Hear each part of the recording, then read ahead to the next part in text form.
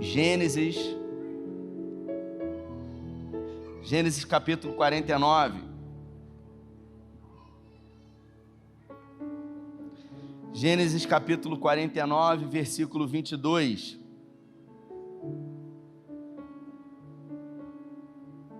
Isso. Ela já colocou no telão aqui. E está escrito assim nessa tradução: José é uma árvore frutífera à beira de uma fonte, cujos galhos passam por cima do muro. Eu tenho aqui a Bíblia expositiva do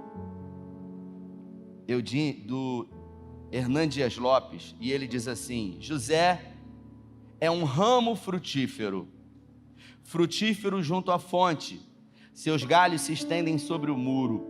Se você pode, feche seus olhos. Pai, essa é a tua palavra, e nessa noite em graça pedimos que o Senhor fale conosco, que essa palavra possa ter a capacidade de abrir os nossos olhos espirituais, a nossa percepção, aguçar a nossa visão, a nossa cosmovisão de vida, de mundo, para esses dias de 2022, sobretudo também para o novo ano que daqui a pouco ele chega.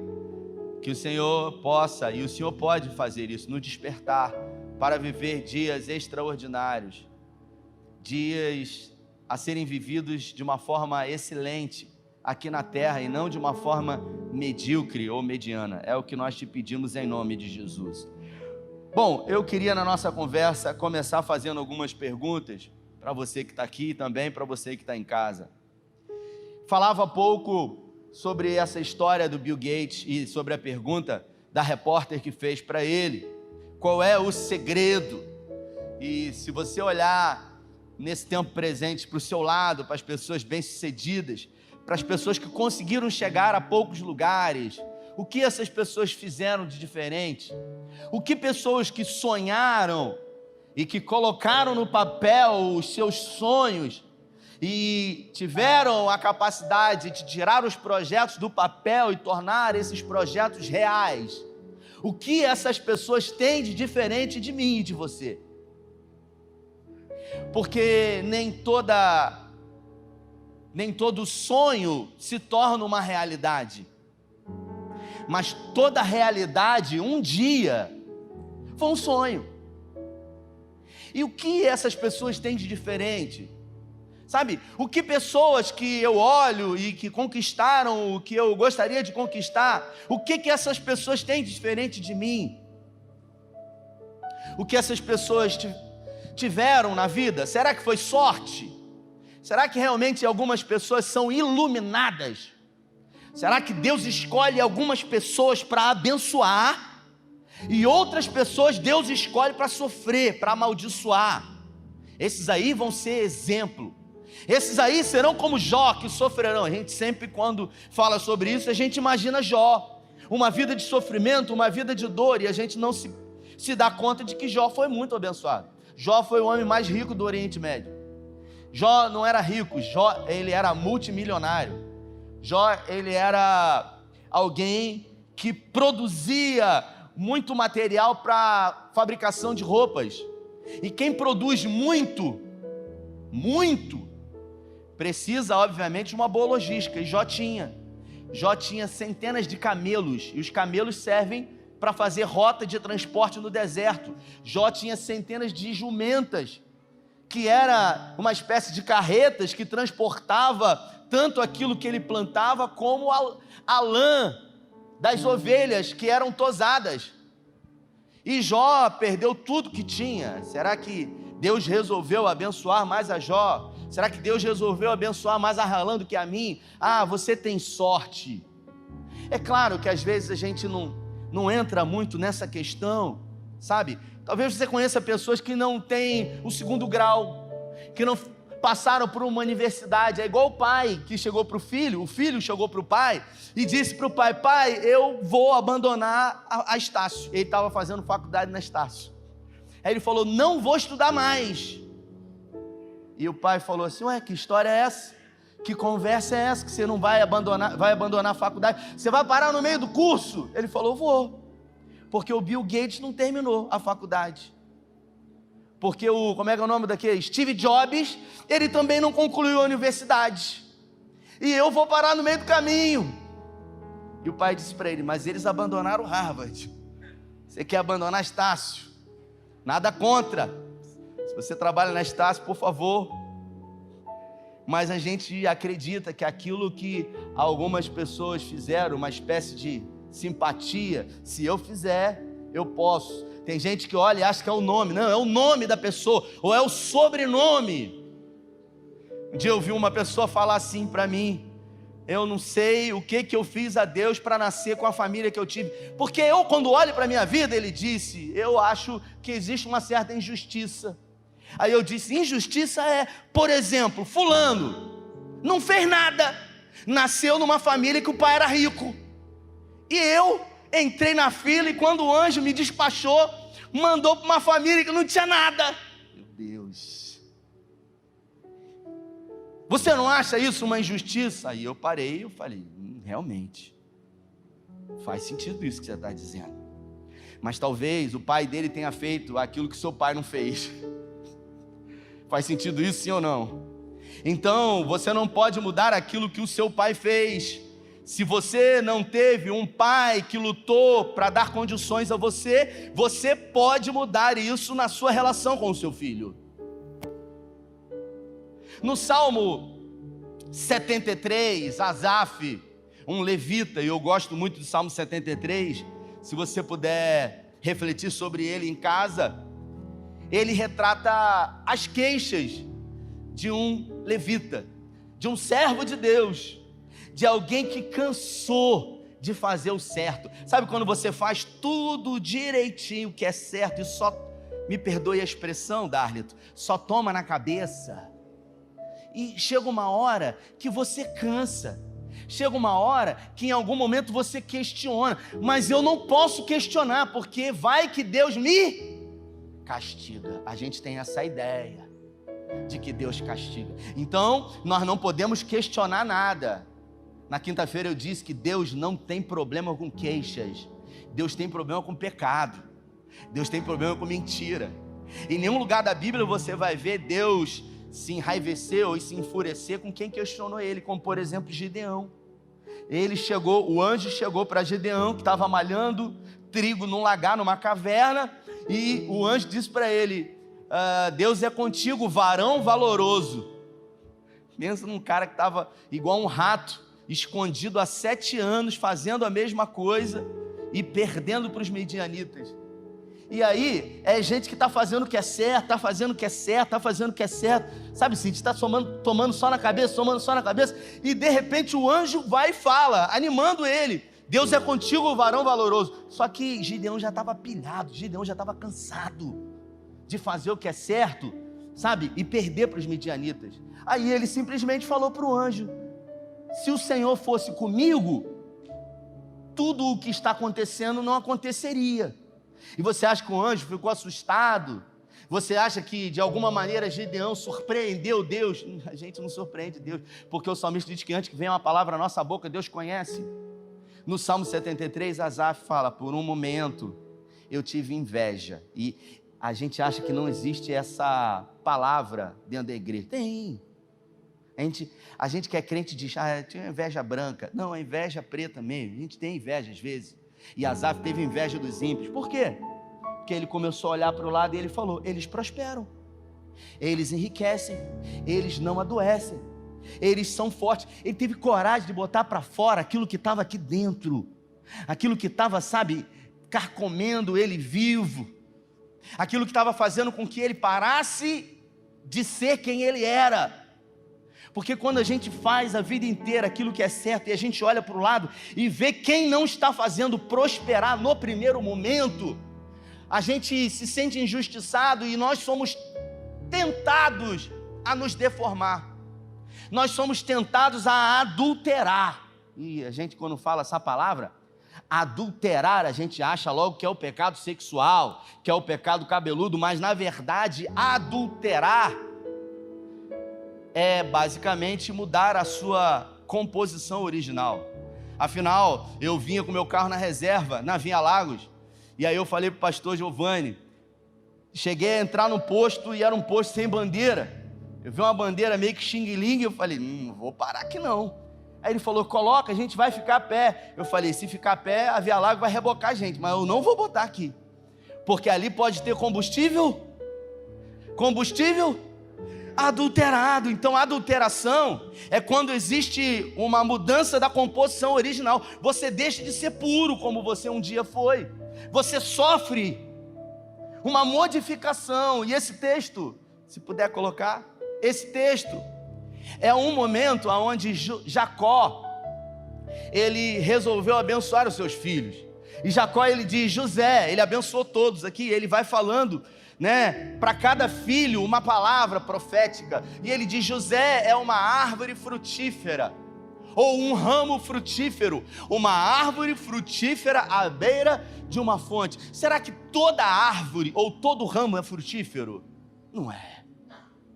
Tem árvores que não são frutíferas, tem ramos que mesmo tendo condições de dar frutos, não dão frutos. E se a gente observar José, e eu queria falar um pouco sobre José nessa noite, José, ele nunca foi evidente, ele sempre foi eficiente, porque nós temos uma síndrome de achar que quando fazemos o nosso melhor, nós evidentemente temos que ser o primeiro em tudo, temos que estar em evidência, mas existe uma diferença entre evidência e relevância.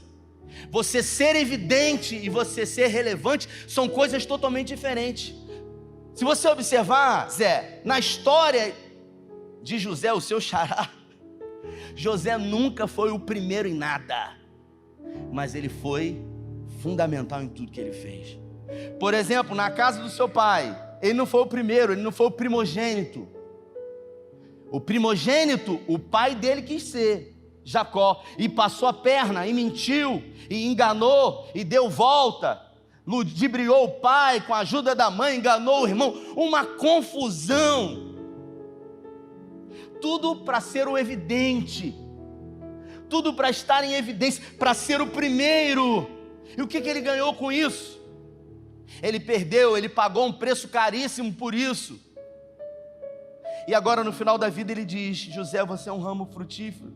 José, quando nasceu, foi o último, mas ele, mesmo sendo o último, o que ele fez, Robson? Ele serviu, e ele serviu de todo o coração, ele dava o seu melhor, ele fazia com alegria, ele servia o seu pai, ele servia os seus irmãos, e ele era alvo de crítica dos irmãos. Por quê? Porque ele era diferente, porque ele fazia o melhor. Não era o melhor no padrão dos irmãos, não, você é melhor do que eles, não era um nível de comparação, era um nível de excelência e de serviço. A gente vive, irmãos, num mundo tão competitivo que tudo que a gente faz é medido por competitividade, e a gente acaba percebendo que a gente não pode entrar, sabe, nesse ritmo competitivo de que a gente tem que ser melhor do que os outros. A gente pode simplesmente ser diferente. E José, ele aprendeu a lidar com críticas desde cedo, porque os irmãos criticavam ele, os irmãos debochavam dele, e o que em contrapartida ele fazia diante disso? Ele continuava sendo quem ele era. Tem gente que quando recebe crítica se deforma, tem gente que quando é criticado sofre adulteração, deixa de fazer da forma como estava fazendo. Por quê? Porque fica preocupado com o que as pessoas estão pensando, fica preocupado em agradar todo mundo. Você não vai conseguir agradar todo mundo, eu jamais vou conseguir agradar todo mundo. Me permita que você simplesmente acha que eu acho que todo mundo me ama, que todo mundo gostaria que eu fosse o pastor dessa igreja. Irmãos, eu tenho um senso crítico. Eu me lembro quando eu era o pastor auxiliar dessa igreja, e o pastor não vinha, e eu entendo perfeitamente como é que funcionava. Eu era o pastor auxiliar, e quando eu já vinha com o microfone e vinha para cá, sabe, Boa noite, igreja, paz do Senhor. E eu via 12, 15, 20 levantando para ir embora. E naquele momento você precisa ter uma saúde emocional para decidir se o fato daquelas pessoas rejeitarem você vai interferir no seu papel, naquilo que você vai fazer. Me lembro que havia ouvido o Cláudio Duarte no início da sua caminhada dizer que quando pregava na sua antiga paróquia e o pastor lhe dava poucas oportunidades, as pessoas iam embora. E ele, um homem de autoestima elevada, dizia: tá tão bom que eles estão saindo para chamar mais gente para ouvir. E todas as vezes eu pensava nisso. Vão buscar mais gente, porque já sabem que sou eu. Você precisa aprender a ter métodos para lidar com as críticas que vão fazer sobre você, que vão fazer sobre o que você faz, que vão fazer sobre o que você fala, que vão fazer sobre o que você pensa. Colocamos uma decoração de Natal lá embaixo, sabe, linda, para você bater foto, linda, tá lá embaixo. Você pode sair daqui e bater. E eu quase que me atrevi a botar uma árvore de Natal, porque o irmão falou: pastor, árvore de Natal já acha que é demais. Eu falei: não, eu tenho uma de 2 metros lá em casa, eu adoro árvore de Natal, mas na igreja não. Se eu pudesse, eu botava aqui no altar. E aí eu falei: não, ano que vem a gente vai botar a árvore de Natal. Mas vai ter gente que vai falar. As pessoas sempre vão falar de você. As pessoas, elas sempre vão falar de um jeito ou de outro. Elas sempre vão achar argumentos teológicos para dizer coisas sobre você. José, ele foi criticado, ele foi o último dos seus irmãos, e por obedecer e por servir com excelência, os irmãos o venderam. Ele estava servindo o seu pai, ele foi vendido como escravo no Egito, e de repente ele é lançado como escravo no mercado de escravos, e um homem chamado Potifar olha para ele, olha para os dentes dele, olha para a aparência dele e fala para ele: vou levar você para minha casa. E a Bíblia fala que quando ele foi para a casa de Potifar, ele deu o seu melhor, e por dar o seu melhor, fazer o seu melhor, ele fazia com excelência. Ele não era evidente, não estava em evidência, mas ele fazia o seu melhor, e quando ele dava o seu melhor, sabe o que acontecia? O Senhor era com ele e ele prosperava. A casa de Potifar começou a prosperar ao ponto de Potifar dizer para ele: você tem o poder sobre tudo aqui, somente sobre a minha esposa você não pode tocar. Ele não foi o primeiro na casa do seu pai, ele não foi o primeiro na casa de Potifar, e as oposições se levantam, porque sempre oposições se levantam nas nossas vidas. Porque quem serve a Deus também sofre oposições, porque quem serve a Deus, o diabo também se levanta.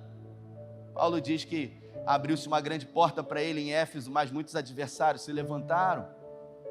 E você sabe como ele correspondeu diante disso? Ele se manteve fiel, ele se manteve firme, ele não negociou.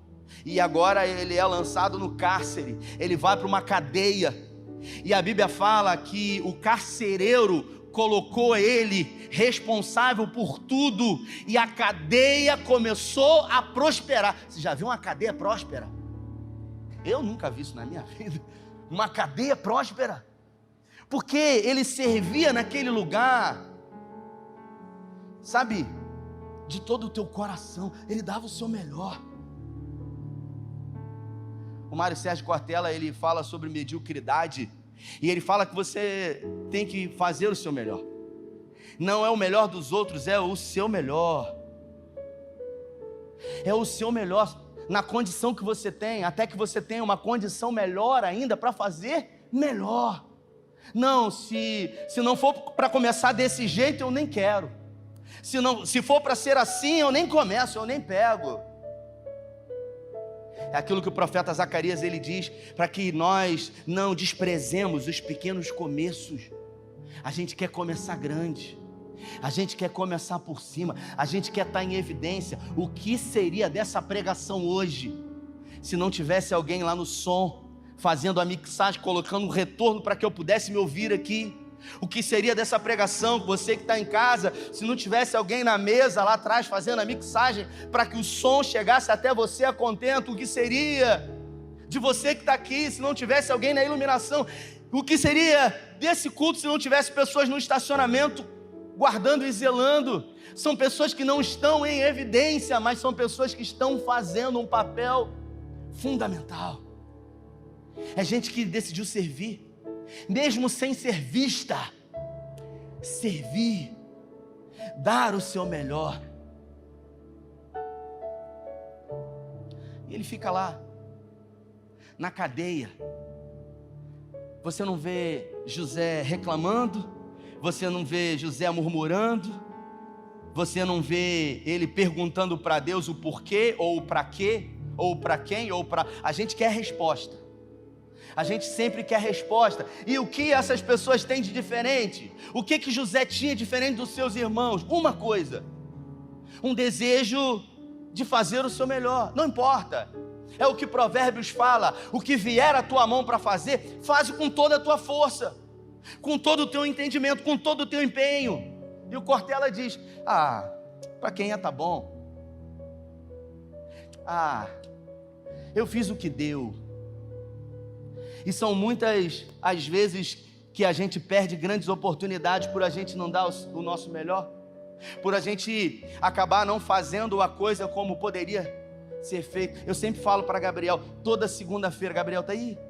Toda segunda-feira a gente tem uma reunião aqui, eu e ele, toda segunda-feira. E às vezes a gente tem um culto aqui, irmão, que chega anjo, tá voando aqui, um negócio, uma atmosfera, um negócio extraordinário. Aí segunda-feira tem uma reunião, aí ele acha que não vai ter reunião.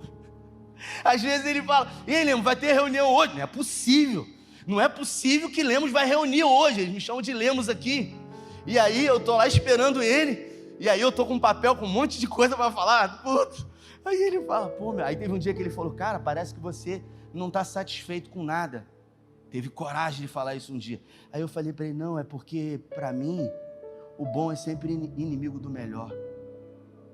Não é aquelas pessoas que dizem: não, time que está ganhando não se mexe. Na minha opinião, nada é tão bom que não possa melhorar.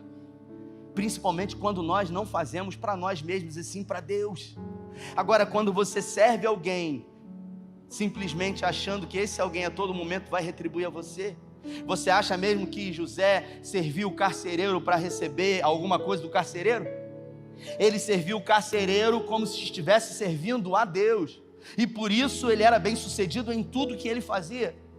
E eu me dirijo a você perguntando, nesse ano de 2022, será que na sua vida, nesse ano de 2022, tudo que você pegou para fazer, você deu o seu melhor?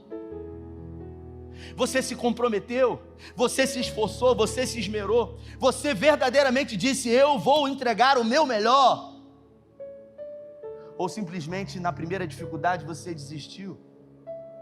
Ou simplesmente no primeiro levante você: não, eu não quero problema. Irmãos, inevitavelmente quem vive evitando problemas, confronto, conversas difíceis com pessoas, são pessoas que não vão chegar a lugar nenhum. Eu aprendi na minha vida como pastor, 80% do meu tempo, Max, 80% do meu tempo é mediando conflito entre pessoas. 80% do tempo de um pastor é mediando conflito entre rebanho, entre irmãos. Eu vejo hoje o Tito e a Mirella, são irmãos que brigam o dia inteiro, e eu falo assim: meu Deus. Uma pessoa de fora pode pensar assim: eles se odeiam. Não, não se odeiam não, eles só gostam de criar o caos. Eu costumo dizer, às vezes eu estou falando um áudio com um irmão, e aí fica: me dá, é meu. E aí eu falo: esse barulho ao fundo é o som do avivamento. Opa, ela me beliscou. E eu, tranquilo, meu Deus, é assim mesmo, né? Faz parte. A Aline está aqui, está ali.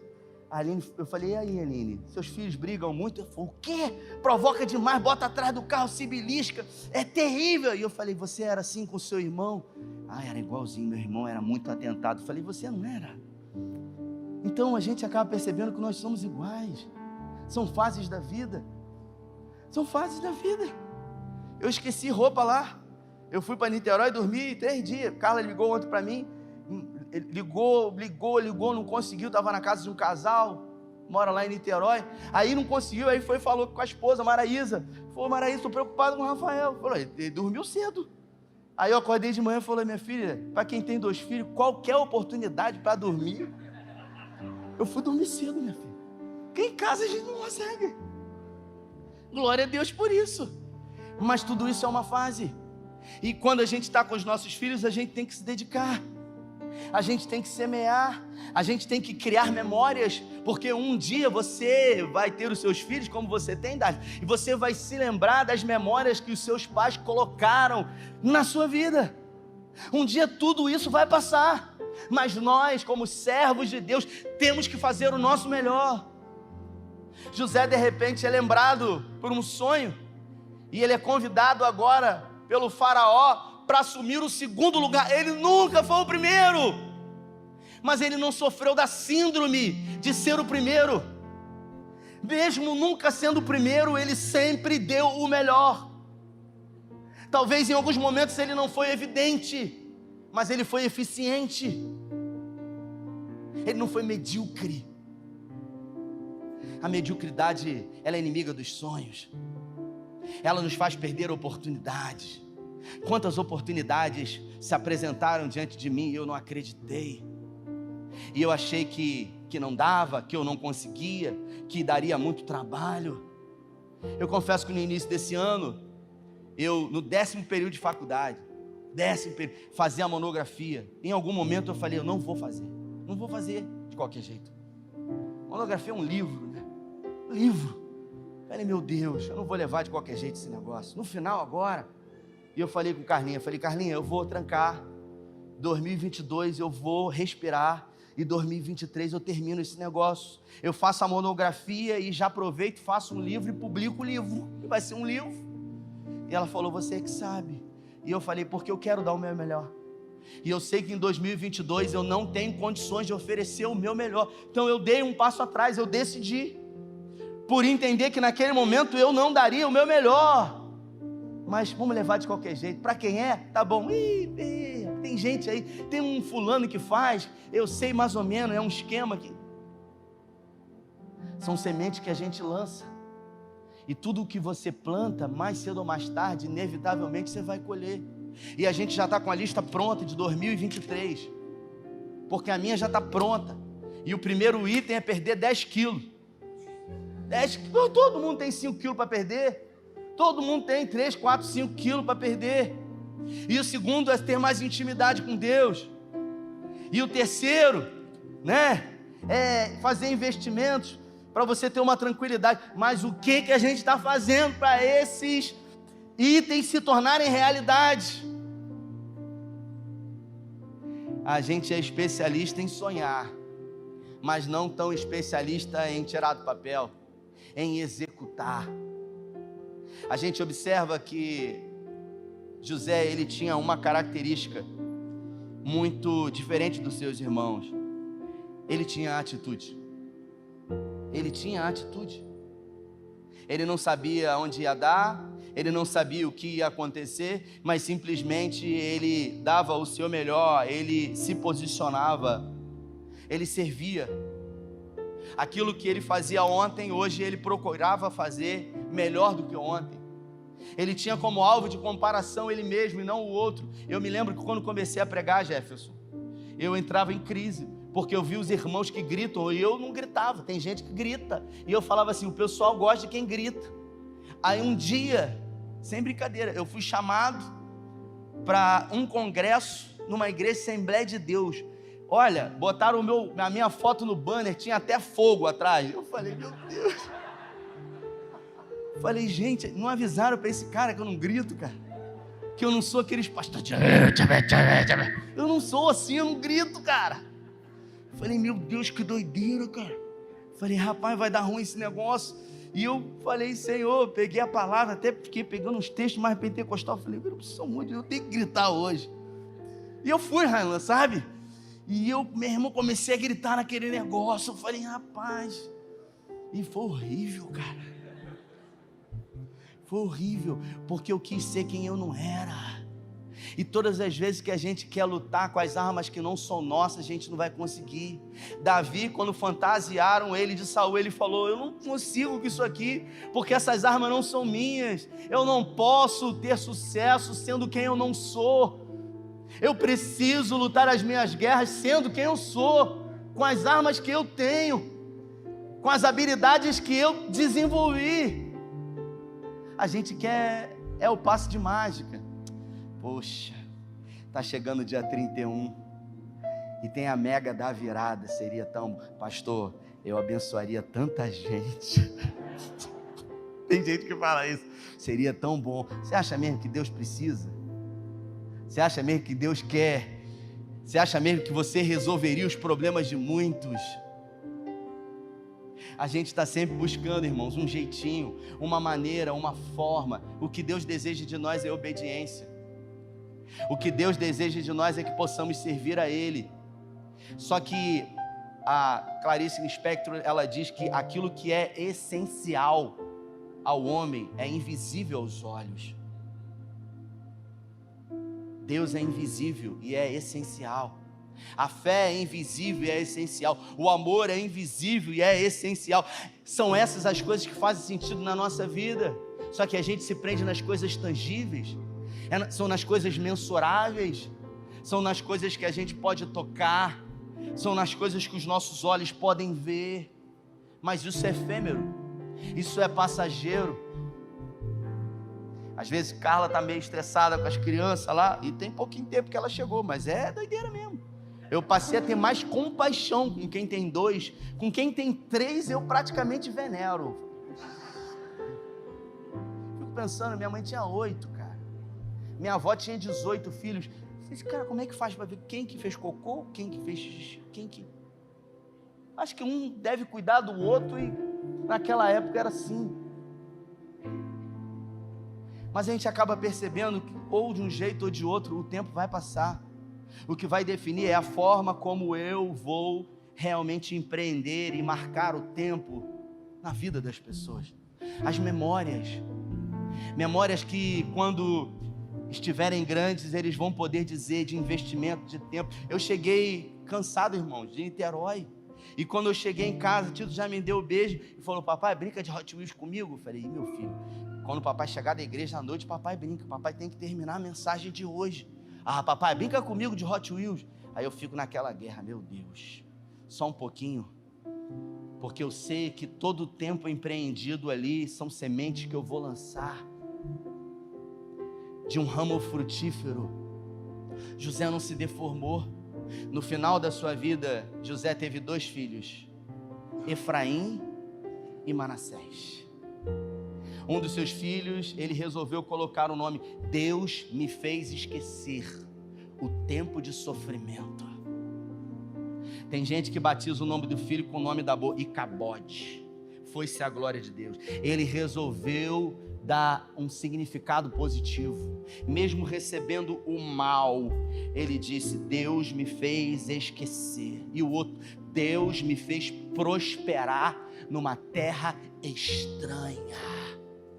Observe que nas palavras de José, claramente nós vemos a palavra Deus à frente de tudo. Ele não tinha o controle do que ele estava passando, mas sabia que Deus não havia perdido o controle. Então, se você quer saber o segredo das pessoas que são bem-sucedidas, o segredo das pessoas que prosperam, são pessoas que fazem o seu melhor. 80% da população humana trabalha pelo dinheiro, mas as pessoas que realmente têm dinheiro, elas não trabalham pelo dinheiro, elas trabalham por um propósito maior, por sonhos, por realizações. José poderia ter se vingado dos seus irmãos. Sabe o que ele fez? Disse para os seus irmãos: Deus transformou o mal que vocês me fizeram em bem. Não é gente que quer prosperar para se vingar, não é gente que quer enriquecer para mostrar para quem não gosta, e no lugar que foi humilhado, quem me viu passar na prova não ajudou, quando vê na bênção vai se arrepender. É a oração do concorrente essa. Essas músicas cantam lá no concorrente. Queria que você ficasse de pé. E eu queria pedir o Espírito Santo de Deus que despertasse você, para que ainda nesses poucos dias de 2022, você entender que você pode dar o seu melhor. Você pode dar o seu melhor no seu casamento. Você pode ser um marido mais presente, uma esposa mais atenciosa. Você pode ser um marido mais longânimo. Você pode ser uma esposa virtuosa. Você pode ser um funcionário melhor. Você pode ser um patrão melhor. Você pode ser um filho melhor, uma mãe melhor, um pai melhor, um avô melhor. Você pode ser um servo melhor, um filho de Deus melhor. E isso não tem a ver com milagre. Isso tem a ver com atitude. Isso tem a ver com semente. Que quem planta colhe. Inevitavelmente, a semeadura é opcional. A colheita, ela é obrigatória. Às vezes eu me reúno com pastores lá na sede. São muitas filiais. E eles me perguntam: qual é o segredo do Ser em Cabo Frio, que está crescendo? Eu falo para ele: minha avó dizia para mim que do céu só cai água, mesmo assim de vez em quando. Tem que trabalhar, tem que chegar cedo, tem que sair tarde, tem que saber dividir o seu tempo entre família, entre igreja, entre amigos. Tem que servir com excelência, tem que saber lidar com críticas. Eu recebo mensagem no meu direct do Instagram que eu tenho vergonha de falar, coisas que pessoas me dizem. É verdade, mas eu não tenho controle sobre o que as pessoas dizem, eu tenho controle sobre aquilo que eu recebo. Ah não, são críticas construtivas. Não existe crítica construtiva, existe crítica. A questão é o que você vai fazer com isso. Quem critica, critica. Agora, se você pega isso pro pessoal, acabou, paralisa você. Não quero mais. Igreja tem problema. Não, eu vou melhorar. Eu vou melhorar não é porque A, porque B. Eu vou melhorar porque eu quero ser alguém melhor. Feche os seus olhos. Eu creio que se o Senhor colocou essa palavra no meu coração, trouxe você aqui para ouvir. Talvez em algumas áreas da sua vida você tenha tido atitudes medíocres, mas hoje tudo pode ser novo na sua vida. E eu acredito mesmo, com toda a minha força, que tudo pode ser diferente. Feche seus olhos. Fazer o melhor não tem a ver com habilidade, não tem a ver com talento, tem a ver com atitude. Tem a ver com começar de onde você está. Não importa. Talvez você não tenha nada, mas você pode começar onde você está. Você olha para o lado e vê pessoas numa posição que você gostaria de estar, vê pessoas tendo o que você gostaria de ter, mas nem sempre foi assim na vida dessas pessoas. Então comece de onde você está. Comece de uma forma simples, mesmo não tendo muita habilidade, não tendo muito talento, mas entregando o seu melhor. Faça daquilo que você faz um culto a Deus. Entregue-se totalmente a isso. Seja excelente em tudo que faz. Não seja mediano, não seja medíocre. Não faça de qualquer jeito, de qualquer maneira. Entenda que tudo que você faz é uma semente que você planta e que certamente você colherá. Por isso, Jacó, que fez tudo errado na vida, e quando olhou para José, disse: você fez o oposto do que eu fiz. Você nunca quis ser o primeiro. Você nunca disputou, você nunca mentiu, você nunca enganou. Você nunca passou a perna. Você nunca quis ser evidente, mas Deus sempre te honrou. Deus sempre te exaltou. Deus sempre prosperou você, porque é Ele que abençoa. A bênção vem dEle. O homem faz aquilo que ele pode. Deus realiza impossível aquilo que é aparente aos homens. Pai, diante da sua palavra, diante de homens e mulheres que estão aqui, jovens, pessoas de meia idade, anciãos, eu quero declarar que essa palavra terá validade nas nossas vidas, e que essa semente será lançada hoje no solo, e que iremos colher frutos doces e saudáveis. Nós declaramos que seremos ramos frutíferos para a glória do teu nome. Assim como essa palavra diz que José era um ramo frutífero e os seus cachos, eles estavam sobre os muros. Isso quer dizer que as fronteiras foram avançadas. Assim como na nossa casa, uma árvore frutífera do nosso vizinho, uma goiabeira, uma árvore de acerola que está no terreno do vizinho, mas que alcança e ultrapassa os nossos muros, e que possamos nos desfrutar dos frutos dos outros. Nós queremos abençoar através da bênção que o Senhor nos deu. nós declaramos que seremos melhores do que temos sido, e isso será o bastante para vivermos diferente de como temos vivido. Nos comprometemos, Senhor, profeticamente em viver um tempo novo, dias novos, novas estações, não de palavras, mas de atitudes para a glória do Teu nome. Guarda a nossa casa, os nossos filhos, abençoa aquilo que fazemos em prol do nosso sustento. Repreenda o intento do inferno sobre nós, a fúria dele sobre a nossa casa, sobre a nossa família, e que essa semana que começa hoje, comece com uma atitude de colocar em prática tudo o que o Senhor declarou para nós. Aquilo que temos o controle, vamos exercitar o nosso melhor. Aquilo que não temos o controle, entregamos nas suas mãos, porque Teu é o reino, o poder e a glória para sempre. É o que oramos em nome do Pai, em nome do Filho e em nome do Espírito Santo. Se você crê e recebe, dê a melhor salva de palmas a Ele. Deus te abençoe, valeu.